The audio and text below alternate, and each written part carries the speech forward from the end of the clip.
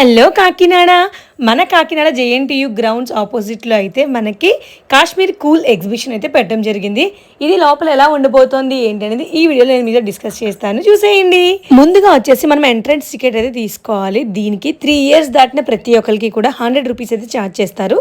మరీ 3 yearsకి 100 రూపీస్ అంటే చాలా ఎక్కువ అనిపించింది నాకు అయితే.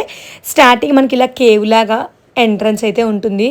నిజంగా చాలా బాగుంది. అంటే ఒక థీమ్ అయితే బాగా సెట్ చేశారు, చాలా కష్టపడ్డారు. ఎందుకంటే ఆల్మోస్ట్ దగ్గర 1 month పైనుంచి ఎగ్జిబిషన్ అయితే ఇలాగ కన్స్ట్రక్ట్ చేయడం జరుగుతూనే ఉంది. ఎందుకంటే మేము డైలీ చూస్తూనే ఉండేవాళ్ళము.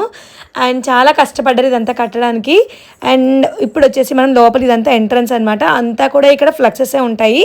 స్టార్టింగ్ రాగానే దీని లోపలికి ఎంటర్ అయిన తర్వాత మనకి అక్కడక్కడ ఏసీలు అయితే ఉంటాయి. అంటే చల్లదనం, అంటే కాశ్మీర్లో ఉన్నాము అన్న ఫీల్ తేయడానికి అనమాట.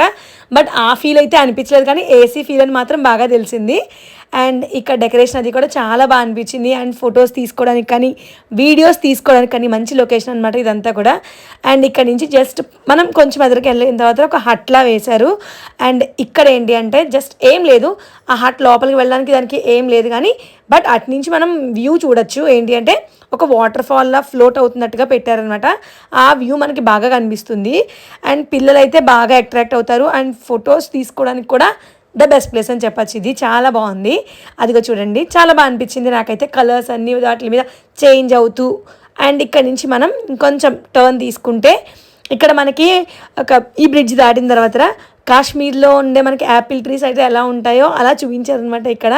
సో ఇదిగో చూడండి, ఇక్కడ యాపిల్ ట్రీస్ అయితే ఉన్నాయి. అండ్ 2 ట్రీస్ కనిపించాయి నాకు అంతే.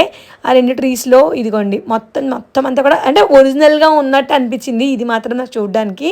కానీ అవన్నీ ప్లాస్టిక్ అనుకోండి. అండ్ ఇక్కడ నుంచి కొంచెం మనం టర్న్ తీసుకుంటే మనకి ఇక్కడ కూడా కొన్ని హౌసెస్లా ఉన్నాయన్నమాట. అంటే ఇదంతా కూడా సెట్టింగే.